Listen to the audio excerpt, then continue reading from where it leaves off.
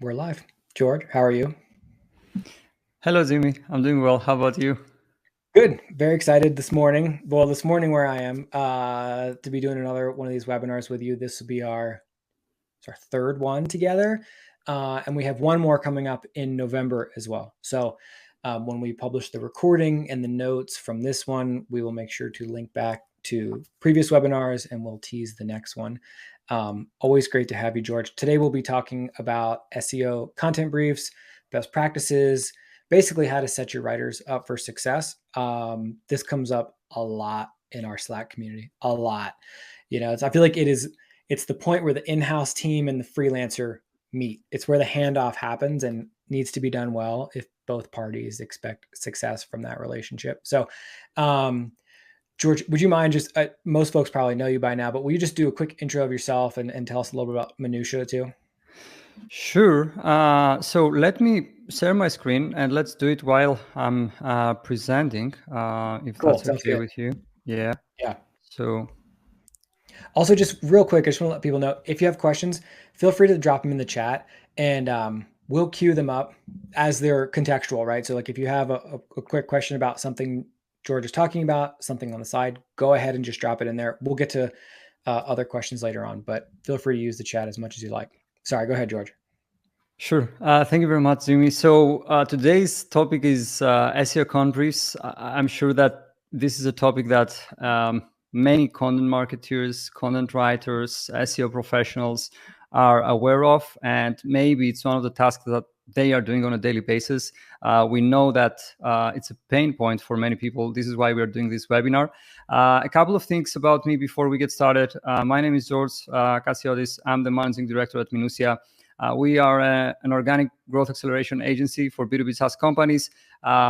We help smaller companies get from 0 to 1, as Peter Thiel would say, and of course, bigger companies to accelerate growth through content marketing and SEO. Okay, and one of the things that we do, both for our own writers who write content for our clients, but also for our clients' writers, is to create content briefs. This is the topic of today's webinar, and I'm really excited about it. One thing that I'd like to share before we get started, as a disclaimer, let's say, I will jump off the presentation because I have many tabs open. They are connected to the presentation, and I've chosen this tab for this webinar because I think that it's the best way to present things and share as much value as possible.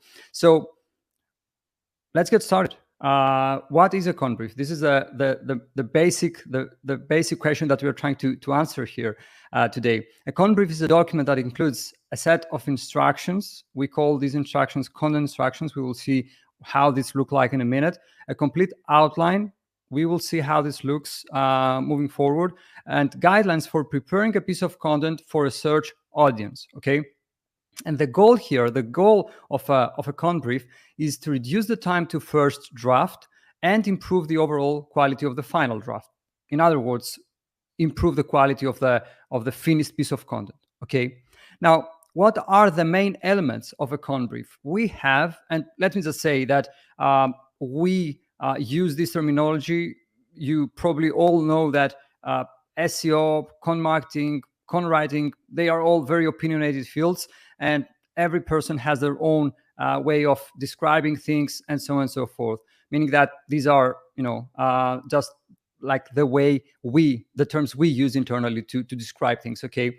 So what are the main elements of a content brief? We have content instructions, we have an outline, and we also have what we call SEO information. Okay.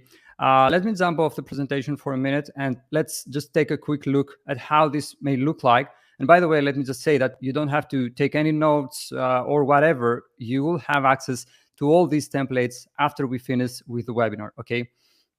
So we talked about content instructions to begin with. And as you can see here, our content instructions include all sorts of information that the writer needs to know and needs to have at their disposal before they start working on a new piece of content or a content update based on an existing piece of content. Okay. And as you can see here, we have we start with very basic things like what is the title of this piece of content, what is the type. We talked about these types in a previous webinar that we did with Superpath, and we have SEO content, product focused content, original content, and so on and so forth. Then we have content formats, the search intent that we are trying to satisfy. Then we talk a bit about the audience. What is the audience? A brief description. What is the job to be done? What is the pain point that we are trying to help this audience with? And then we dive a bit deeper into things. What is the main goal that people who are going to read this piece of content may have? What is our unique angle for this piece of content?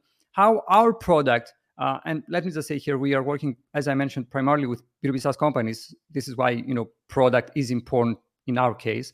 But how product fits in this piece of content, it's not necessary that the product needs to be featured, but when that's the case, we need to explain to the writer how to do it in an optimal way, and also non-salesy way. Okay, what are the relevant features, like specific features that we would like the writer to talk about? And this may come really in handy when you are working with agencies, when you are working with freelancers, anyone outside your organization who is not familiar with your set of features, use cases, and so on and so forth. What is the call to action that we would like people to take? Like, what's the ultimate goal for us for this piece of content? Any additional insights that we would like to share? As an agency, we work, both with companies that prefer British English and American English. This is something, that we have in our content briefs. The recommended word count. This is something that you need to share with the writer. A clear scope report. Clear scope is one of the tools that we are using as part of our content creation process, and we provide the report URL here. More things about clear scope in a minute. Then moving forward, we have things like competing content, just for research purposes. Obviously, we don't want people, and we always stress that we don't want people to copy and paste or to take content especially from content that ranks for the same keywords that we would like to rank for. Any useful resources, piece of content both on our website and external sources that we would like to link to, and internal linking opportunities, pages on our own website, in most cases content pages that we would like to link from, okay, to get links from, and additional instructions that we may have, and a video brief, which in some cases, especially in content updates, we include to provide more in-depth guidance to the content writers. Okay, any questions so far? No questions yet. Lots of chat, but none yet. I am curious about video briefs, but maybe we can touch on that in a minute. Sure.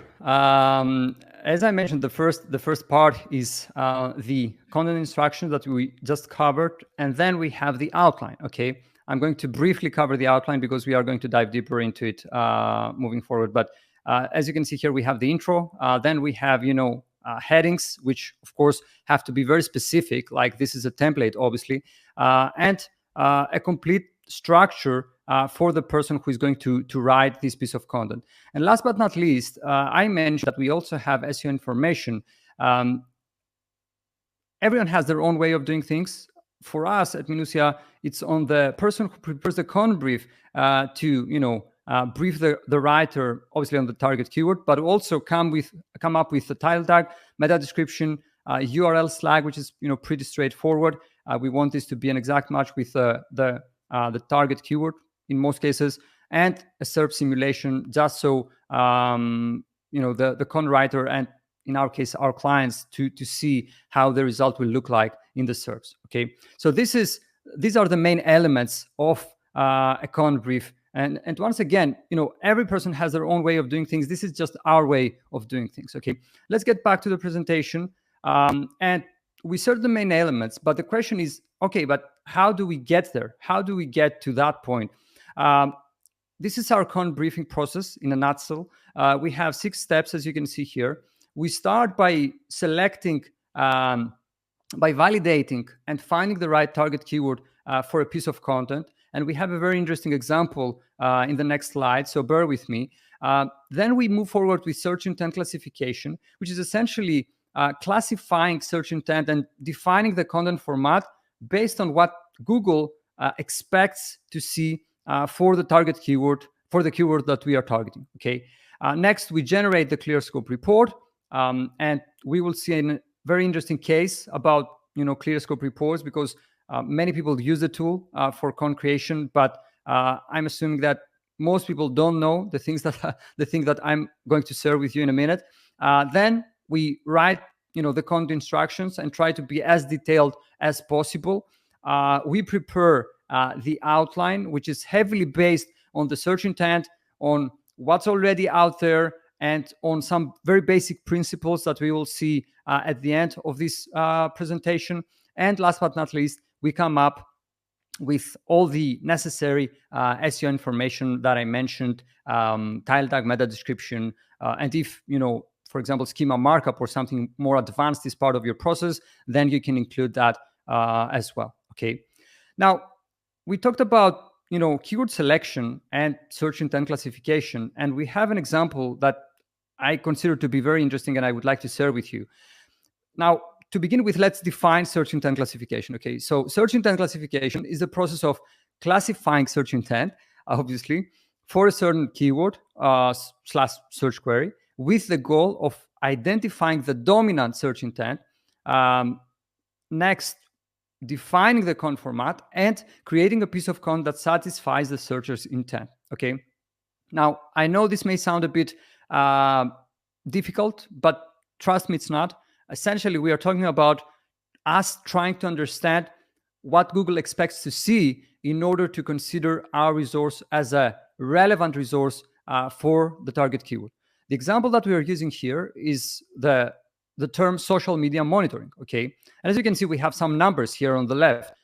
Now, social media monitoring. Okay.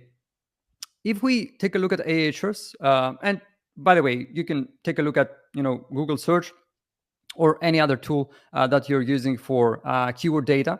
But if you take a look at the term social media monitoring, you will see a pattern emerge. Okay, let's try to count the number of occurrences for each of the search results we see in the top 10. So the first one, social media monitoring. Okay, tools. That's interesting. Why brands need it? So why is it important? I would say. Next one, again, tools. Next one, again, tools. What's going on here? Next one from G2, tools. What is? We have a search results from BigCommerce. What is? Next one, again, tools. And last one, tools and proven tactics. Okay. So if you go on and count the number of occurrences here, you will see that we have 6 search results with tools inside them, 2 that cover the intent, what is, 1, why is it important, and 1, tactics. Okay. So in this case, if you wanted to get visibility for the term social media monitoring, the SERP is basically telling you that, you know what, the right term to cover is social media monitoring tools, because when people are searching for social media monitoring, the chances are, very high chances are, that they're searching for tools. Okay, this is what Google is telling. It's not me. It's not even Ahrefs, because results are from Google. So here we would go with social media monitoring tools. Okay, this is something, by the way, that should come out based on the content briefing process. Okay, it's on you, the person who is preparing the content brief, to identify, classify search intent and identify how you should go after what is the right keyword and how you should go after this keyword. Okay, now there is the question though, what if there isn't a dominant search intent? What if things are so mixed on the SERP that we can't really understand what's going on? Okay, and I would say here, to begin with, let's define dominant and fractured search intent. So dominant search intent is when we have a focused SERP, meaning that things are pretty straightforward, and it's pretty clear what we need to do to satisfy search intent. On the other hand, when we have a fractured search intent, aka a mixed SERP, things are not so clear. And I would say that we have to trust our guts, pick an angle based on our understanding of the topic, and also, what we feel comfortable with writing, and just go for it. Okay. And I would like to once again jump off the presentation and share an example query for this case. So we have the queries you can see here, retention rate. We are searching for retention rate. And if you take a look at the search results, you will see that it's pretty mixed between employee retention rate and customer retention rate, because we have here, for example, product, so customer retention rate, here employees, then we have customers, and so on and so forth. So things here, if we were to target the keyword retention rate, look a bit mixed. And at the same time, if we were to create a clear scope report based on that term and essentially base our, let's say, success on that report, I would say that the data that we would have wouldn't be optimal. Okay, why? Because as you can see here, we have customer experience together with something like employee retention rate, which doesn't really make sense. So what we could do in that case, in order to get more specific, both from a query perspective, but also from a clear scope report perspective, would be to use some advanced search operators, as you can see here. For example, let's say that we are an HR software, okay, and we are interested in employee retention rate, like to create a piece of content around employee retention rate. We could use these advanced search operators like minus in title customer, minus in text customer, minus in title user, and minus in text user. And you will see that on an instant, results are way more clear. And also, most importantly, since we are talking about ClearScope, if you take a look at the results, created and the terms recommended using that specific query, they are much cleaner now. Okay, employee retention rate, number of employees, new employee retention strategies, and so on and so forth. So there will definitely be some cases where there isn't a dominant search intent, and things are a bit mixed, let's say. Then in these cases, obviously, you have to treat things on a case-by-case basis. You have to, as we mentioned, to pick an angle, go for it.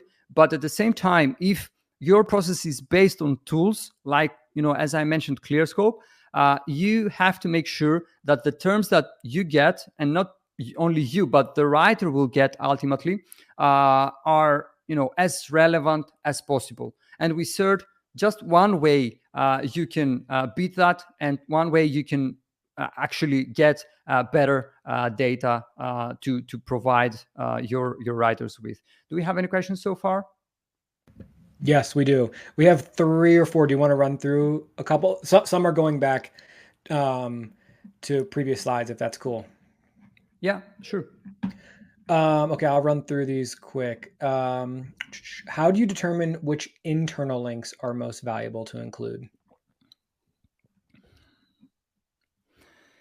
That's a good question. I would say that the way we try that, and the way we try to identify relevant internal linking opportunities is by using pretty simple search operators, like site, minutia.com/blog or whatever, and the term that you are going to cover in this piece of content. By default, this will Google will return results from that website or blog or whatever a section you have editorial control over, and you can add internal links from that are relevant to this keyword that you are going to cover. Okay, this is one thing. And let me just say here for internal linking specifically that based on our experience, internal linking matters. I think that we mentioned that in our previous webinar as well. It matters, but on bigger websites. I mean, they're obviously having, for example, 3 internal links back to a new page that you're going to publish is better than nothing, but this is not going to bring the impact that you crave for. Okay. Whereas if you have a website and you are able in a like automated way to add, I don't know, 1,000 internal links from 1,000 different pages, that could have a real impact. So I would say that don't stress over internal linking for smaller websites. Of course, you can definitely do something about it and have it as part of your content briefing process. And the way we do it, as I mentioned, cite that section of the website that you have editorial control over and the target keyword. It's pretty simple and it works. Got it. There was a couple things came up about search operators. Another question was, as you're going through that process of looking at the first page of the search result, do you look into those articles too, or mainly go based on the title displayed in the SERP? I imagine some of them may pretend to be, like a what is kind of definer style post, but are actually, once you get into it, talking pretty specifically about the product. I would say that you can definitely go over them and just take a look at what they actually cover. Of course, there are tools to help you do that. I mean, you don't have to do it manually nowadays. But to answer your question, yeah, it definitely helps to take a look. Even though I would say, if I'm understanding the question correctly, Google already knows whether these are indeed relevant and they are actually list posts with tools in our example or not. Okay. So yeah. So I would say the answer is there on the SERP for you. You can definitely take a look and dive a bit deeper into things, but the answer is there. If it ranks for the term, chances are that it satisfies the searcher's intent in one way or another. Got it. Let's do one more right now, and then we'll save others for later. This is sort of a big question, but I'll throw it out to you anyway, George. How do you rank in largely saturated markets with generic terms that our target users actually search with? Example would be branding agency near me.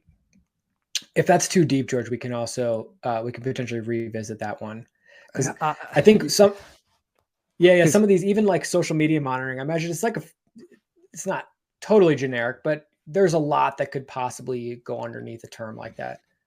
Yeah, and we saw that.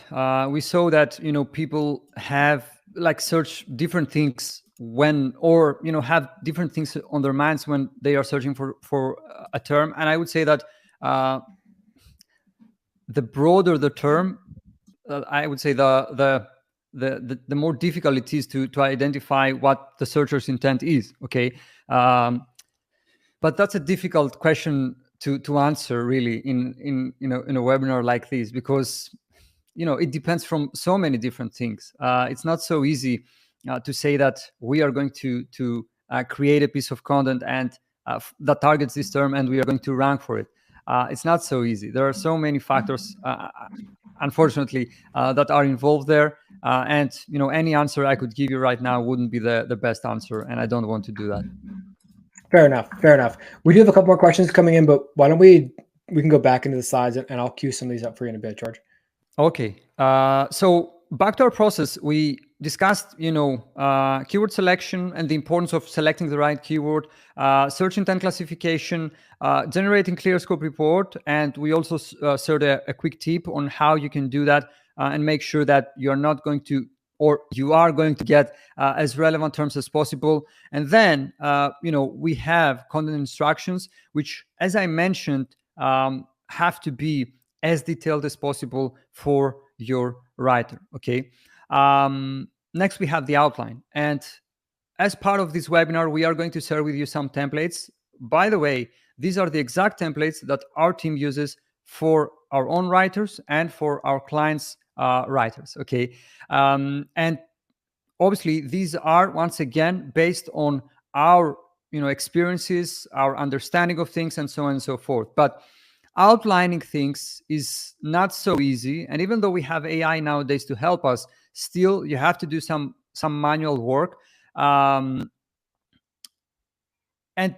things also are heavily based on what the target keyword is. For example, we have here a conbrief template for the for terms that follow the pattern what is, and that target keyword or topic. And based on our experiences and like after hundreds of pages that cover the what is intent, we have come up with this structure where you start with what is target keyword, and you give the answer right away. You have some content, transition sentence, and so on and so forth. Then you try to answer why it is important.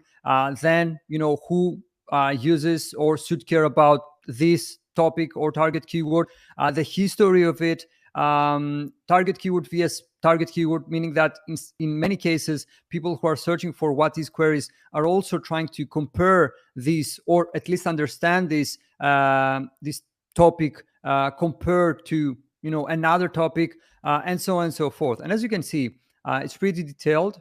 And once again, it's based on our understanding and on our experiences working with such pages. Okay, then you may have some terms, and if you are working at a SaaS company, you definitely have these best product list posts where you have to list different products in a specific category for specific use cases. Okay, and once again, we have a very specific structure that we follow when it comes to our outlines, and we always try to update it and integrate new items and things that we have seen work for our clients. So in this case, you can see that in our intro, we start by giving the answer right away. Some of the best, project management tools or whatever for managing your creative team are this and this and that. Okay, in this guide, you will find a full comparison between this and whatever. Then we have a disclaimer, and then we start with a comparison table, a section that lists these products by use case, and then the actual products, and so on and so forth. Obviously, the first product is going to be yours for obvious reasons, but then you have to talk about other products as well. Okay, at the end, obviously, the conclusion is customized, let's say for the intent that we are trying to cover here, and so on and so forth. Then we also have another one on alternatives, which is pretty similar to the one that we just saw. I don't think that there's many. As a matter of fact, there are not so many changes here, since basically you are doing the same thing. You are listing solutions, regardless of whether in this case the intent is a bit different, commercial still, but a bit deeper into the life cycle customer journey. Okay, and last but not least, we have the product vs product conbrief template, where we are comparing two different solutions. Okay, hopefully your solution with another solution, okay, and not two different solutions that are competitors of yours. But here as well, as you can see, we have a very nice outline structure, once again based on our experiences and our understanding of the intent for these queries. Okay, you don't have to take any notes. All these are things that we will be sharing with you as part of this webinar. The point that I want to make when it comes to outlining things is that the more detailed you are, the less time you can expect to the time to first draft to take, and also the better the first draft will be. Okay, so make sure that you use those templates, and obviously add on top of those of these templates to create something that really communicates everything that you want to communicate to your writers. Okay, and let's get back to our presentation, where we are here. Yeah, and so we talked about pretty much all steps in our conbriefing process. The only one that we didn't cover is the SEO information one. Now, once again, in some cases, like, it's the writer who is responsible for coming up with the tile tag, meta description, and so on and so forth. For us at Minutia, is the person who prepares the con brief, who is responsible for creating, the tile tag, meta description, URL flag, and so on and so forth. So some best practices here that I would like to share with you. Make sure to include the target keyword or variations of it inside the tile tag and meta description. Address your audience, your target audience, and make the tile tag and meta description as inclusive as possible. For example, if you are preparing a piece of content that the target audience is, or ideally would like to be, creative agencies, feel free to add that in your tile tag or meta description, okay, for creative agencies. Obviously, give context as to what the page is all about through both the tile tag and the meta description. Try to add words that indicate an action in the meta description. Find, try, learn, see, discover, and more. And obviously, create a tile tag that's enticing, but at the same time doesn't sound spam. Okay. Now, some tools that we use as part of this process is, as I mentioned, Ahrefs. We use it for taking a look at the SERP, trying to understand what Google wants to see in order to consider our result as a relevant result, and thus give it a high position. Then, after we have defined the keyword and we classified search intent, we use ClearScope to get a list of terms we need to include in our piece of content. Click up to manage the whole process, especially as the numbers go up in terms of production, updates, and so on. You need to have tight processes, and you need to have a tool to manage all these different operations. We use Google Docs for creating and delivering the con briefs. Thus, the templates that you're going to receive are on Google Docs. We use Loom when we are preparing video briefs, as I mentioned in the beginning, for more detailed instructions. We do that mainly in content updates, not so much nowadays in new pieces of content. And the reason for that is because our outlines and content instructions are extremely detailed. And we, last but not least, we use Mockflow to create mockups of the graphs we would like to be included in the piece of content. And once again, regarding creating mockups and graphs and so on, we feel at Minutia that this is part of the con briefing process, meaning that if you, as the person preparing the con brief, want a comparison table in one of the sections in your piece of content, we feel that it's on you to create a mockup and then brief the graphic designer to create a nice graphic comparison table based on that mockup. Okay. And for that, we use Mockflow. It's pretty simple, and it's easy for anyone to use and learn. Before we dive any deeper, do we have any questions? Yes. A few people have asked about tools, which I'm glad you covered here. There are tools now that just create briefs for you. Have you experimented with those? If you have, how does that experience compare to this process where you're bringing in a couple of different tools, but also applying, good process and your own layer of knowledge on it?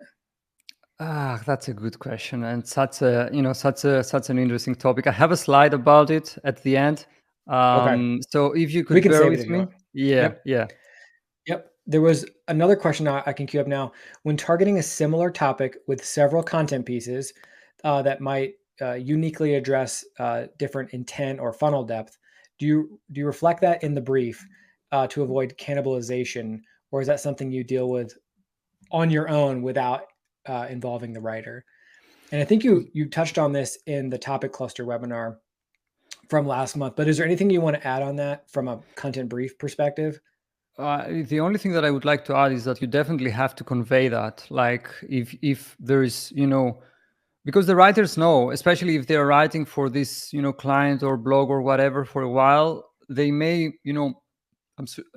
wonder, like, why are we targeting this keyword again? Like we did a piece of content about that a couple of months ago. So it's on you to describe and explain that, no, this is slightly different, and this is the angle that we need to take in this piece of content for this target keyword.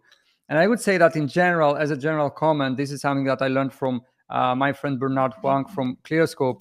keyword cannibalization is okay, and I would say that it rarely happens these days, unless you have a huge website with thousands of pages and so on and so forth. Search intent cannibalization is not okay. What we mean by that is try to avoid having piece of content with overlapping information. In other words, covering the same things over and over again. That's not okay. Ranking for one keyword through different pages that have slightly different intent and different information on the page, that's fine by me. Got it. That makes sense. I just dropped a link in the chat to a post that my friend and former coworker Ryan Law wrote about basically this exact topic. It's a framework that we use at Animals called Mutually Exclusive, Collectively Exhaustive, or MISI for short. Basically just describes a framework for how you could think about dividing articles into unique topics that don't overlap, but still cover all of your bases. So more info there if people want to read more about that. That's great. We have a few more slides to go through, and then we can have more Q&A at the end. Cool. So we discussed tools. Let's discuss some benefits now of having a process around content briefing. If, for example, you need to make the case internally on why you need a more robust content briefing process. First of all, you improve the quality of your content. I think that's pretty evident, right? Then, as I mentioned, you reduce the time to first draft, and this may not be as important if you are producing 4 pieces of content per month, but if you want to produce more and scale up your content production, this is where content briefing comes into play. Obviously, you get better results from organic search. This is also, I hope, it is also evident from today's webinar. You help content writers to pick up on specific topics and perform faster. And we have seen this time and time again with writers who had little to no expertise on, the topics that they were asked to write about, and through solid content briefing, they were able to pick up and perform faster. And also, I would say, because you reduce the time to first draft and you improve the overall quality and so on and so forth, I feel, and we have seen that this all can result to reducing the overall investment you make in content creation. Now, are there any drawbacks of having a process around content briefing? I would, think in extreme cases, I would think of 2. The first one, in extreme cases, once again, you may limit the creativity of your content writers. We want things to be as detailed as possible, but at the same time, we want writers to feel free to share their own insights, do their own research about things, have their own input on how this section should be structured or be developed, and so on and so forth. So in extreme cases, once again, content briefing may limit the creativity of your writers. So try to keep a balance and always, ask feedback from your writers to make sure that they don't feel limited or, whatever. And in extreme cases, once again, we have seen that companies, just because they have a content briefing process or, a provider that, gives them content briefs, they try to assign a target keyword to every piece of content they publish, which doesn't really make sense. And also, if you think about it, doesn't sound so natural. So I would say, if you want to create a piece of content that doesn't have a target keyword, and you don't really need to use our content briefs or your content briefs or whatever, don't do it. I mean, it's totally fine if a piece of content doesn't have a target keyword behind it. Okay, it's totally fine. Now, you brought the topic about AI, and I would say that to begin with, AI is great. It's picking up fast, and it has many use cases for content marketing and SEO that we have seen already, and definitely many more that we will see in the future. Okay. I would like to make a case, though, against over-reliance on AI. And here, there could be the question, that's a hypothetical question from someone from the audience.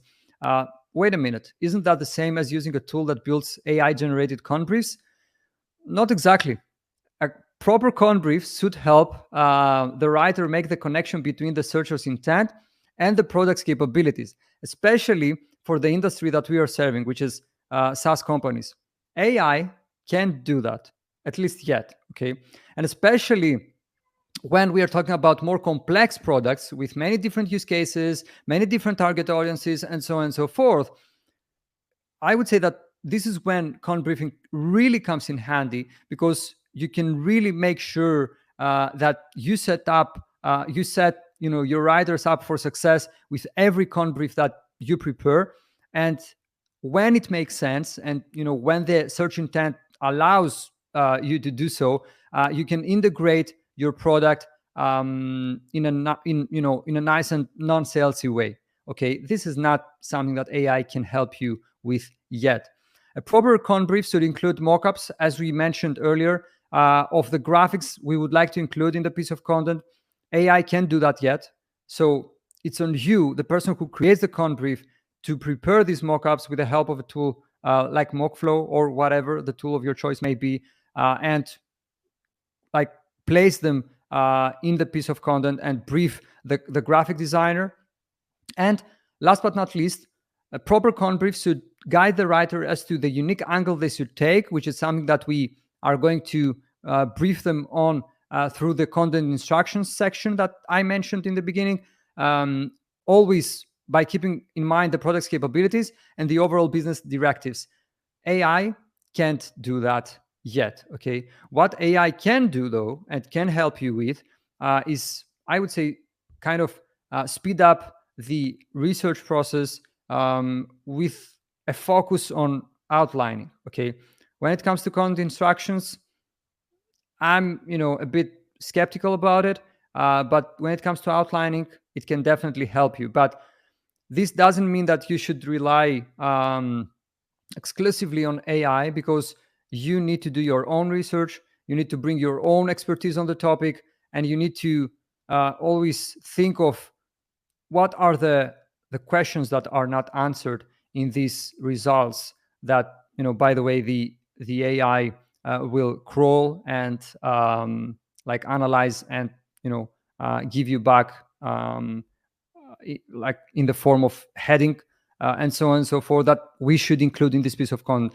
These are the questions that you and only you can answer. Okay, this is the last slide of this webinar, and these are the principles that we have internally at Minutia. They are, as a matter of fact, in our knowledge base tool. Okay, and these are the principles that people who create content briefs, both for our writers and for our clients' writers, create these content briefs, by following these principles.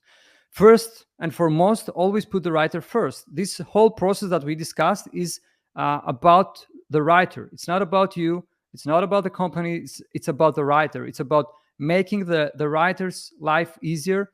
And of course, everyone will benefit from that. The company will benefit from that, you, and so on and so forth. The second point that we have is differentiation. You need to try to differentiate yourself from what's already out there. And we have an example here. As you can see here, this is a piece of content, a list post by markup.io. And as you can see, the target keyword seems to be artwork approval software. And what Markup has done is that, the 18 best design and artwork approval software for creatives. I would say that this word here, it may seem unimportant, but it makes such a big difference, because it addresses the exact audience that Markup wants to get in front of. Okay, and of course, it is no wonder why it ranks number 4 in the position number 1 for the target keyword, and for so many other keywords that are closely related to this one. Okay, so first of all, differentiation, and you can differentiate through your title tag, through your intro, through your heading selection, and so on and so forth. But always try to add some differentiation elements inside your content briefs. And as an extension, your content pieces. Okay. Then one thing that you need to keep in mind and try to like to achieve every time through your content briefs is information gain, which like I just briefly touched on in the previous slide. And we have an example here by Visme. This is a list post on social media image sizes, and we are talking about information gain. And as you can see here, these are, by the way, this is a table of contents. Okay, and as you can see here, what Visme has done is that they have created dedicated sections for different social media websites like Facebook, Twitter, Instagram, and so on and so forth. But they have dived way deeper into things and have included other websites that could or couldn't, depending on how you see things, be described as social media websites, like, for example, SoundCloud, Spotify, Snapchat, and so on and so forth. And this is a very extensive list, by the way. And it also, it's accompanied by very nice visuals and so on and so forth. And of course, it's no wonder why Visme, through this piece of content, has visibility for more than 11,000 organic keywords, and I would assume many of them in high positions. The fourth one, important information goes first. Okay, here we have an example by SPD Load, which is a development company, and the target keyword is app development cost. And as you can see, this is not something that you see every day, but as you can see, we are above the fold here, by the way, and the answer is given right above the fold. Okay, so if I wanted just an estimate to present to my team, or to get a quick answer about this topic, like app development cost, I would get the answer right away. Simple app development cost, anywhere from 40 to 60K. Okay. Average app development cost, anywhere from 60 to 150. Okay. Complex app development cost, from 300 and above, I would assume. Okay. They give the answer right away. And does it work? Rest assured it works. More than 4,500 organic keywords and almost 80K in traffic value. Okay. And the last principle that we have for people in our organization who create content briefs and work or on content briefs for our writers and our clients' writers is to always try to. I'm not saying that we get this right every time, but try to add perspective. And perspective, I think, is something that we will see more and more often as we progress, and as things progress, and as Google changes the way it evaluates content. And we have an example, and we see many such examples lately. We have the term designer developer collaboration, and you would assume that what I would see in this SERP, search engine results page would be some generic guides about with tips on the best tips for designer developer collaboration and so on and so forth, which is not the case. Like you see, for example, the first result from Adobe on principles. That's great. It's also Adobe. But we also see some very interesting cases here. Why we don't obsess about designer developer collaboration, which definitely, at least from the title, includes some unique perspective on the topic. Or even better, designer developer collaboration sucks. Here's how to fix it. So this definitely includes perspective. And even if you get into the piece and it has tips or whatever, I would say that they find a unique way to present their case, their piece of content, and this is why they win. Okay, so always try, or not always, but when you can, try to add perspective and encourage your writers to add perspective when creating content. That's all. George, that was awesome. We've had a number of people ask if they're going to get access to the recording and the slides and the templates. You will. AirMe will trigger an email automatically with the recording, and then we'll follow up with an email with everything else. And it will, of course, be published on the website too.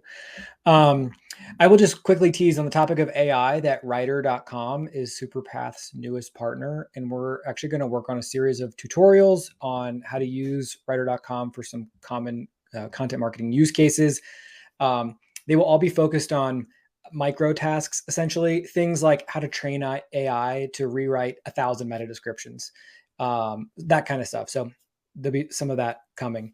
We've got 8-9 minutes left. So if you got questions, now's the time. And if it's cool, George, I'm going to queue a few up for you right now. Let's do it. Okay, I really like this one. What are some changes you've made to your content brief structure over time, and why? That's a very good one, and I would say that when we are applying a change is because we have encountered either like a problem or an opportunity. Just to give you an example, recently we started working with a client. I cannot share the name, but they are pretty big company, pre-IPO from the US, and they have a very wide set of features, like too many features, too many use cases, and so on and so forth. And we understood that the way nothing wrong with our outlines, and also you can always control your outlines and so on, but there were some limitations definitely when it comes to our content instructions, because we didn't have our content instructions in a way structured in a way that I can communicate to the writer all these different sets of features, tie these features to use cases and pain points, and then suggest the appropriate product from this suite of products to try and use. So this was a great way for us to improve our processes and integrate something that will be like it becomes essentially part of our processes. So basically, like this is a case when we had to change a bit things, but changing things for me, obviously we don't do it every day, but it means that we have learned something new, and we have found a way to add more value once again, both to our writers and our clients writers. So this is just one case, but yeah, I hope this answers your question. Yeah, I like that. One quick thing I'll throw out there. We had a conversation in the Slack community recently about freelancer rates, and part of that conversation was how much work does the company do ahead of time to help make the freelancer successful. I thought that was really interesting, and this got mentioned in that thread. Some folks have the freelancers write their own briefs. Like you give them the process, they create their own brief, and then as part of doing that, like they do a bunch. It sort of immerses them in that topic, and then they feel very bought in to the brief they've created and have a little bit of a head start on the writing. Don't think that works in all cases, but if you have a writer you work with regularly and trust, I think that could work. I don't know. Do you want my opinion? Yes. I would say that it's better if some, like, definitely the writer like to have input, to have their input and ask their opinion about things, about the structure. But I would say that it shouldn't be the same person who writes the piece and who creates the con brief, if that makes sense. Got it. I can see that. That does make sense. We had a question about calls to action. How often do you include calls to action, hard sells or soft sells, in the content piece, and do you build those in to the briefs also? It heavily depends. That's a great question. The answer is pretty straightforward. It heavily depends on the searcher's intent. I mean, if it's an alternatives page, you can sell. There's nothing wrong with that. If there is a best project management software page, you can sell. There is nothing wrong with that. If it is a what is page, you don't have to sell. I mean, you don't satisfy search intent in that way. You may have.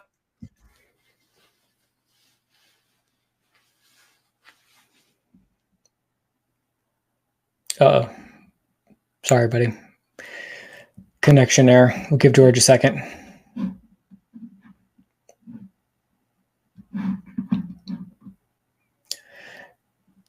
Oh, you're back, George.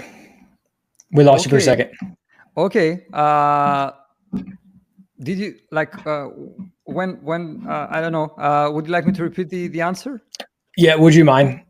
Okay. It was cut off for probably 20, 30 seconds. Sorry about that. As I was explaining, it heavily depends on the searcher's intent.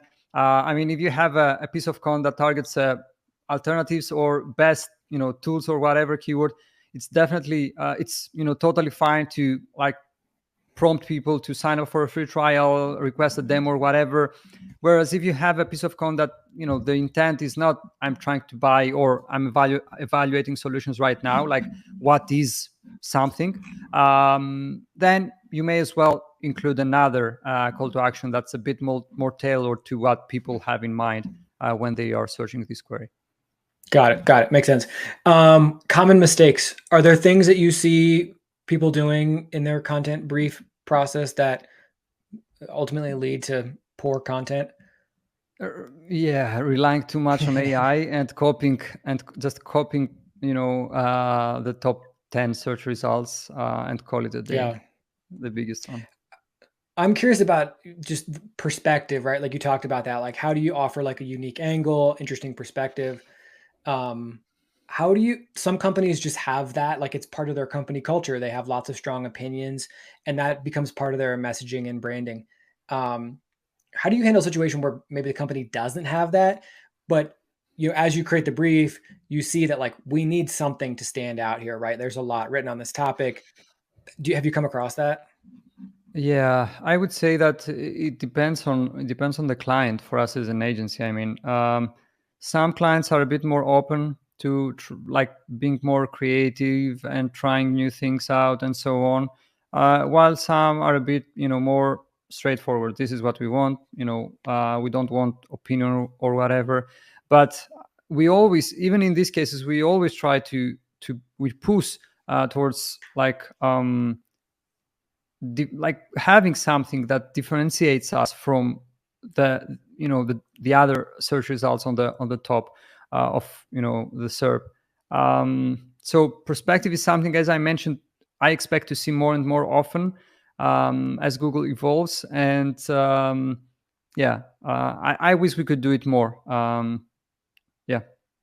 For sure. No, I makes sense. I think we probably have time for one more question here, and there was one in here that I really liked. Well, there's a couple, but I'm going to stick with this one on editing.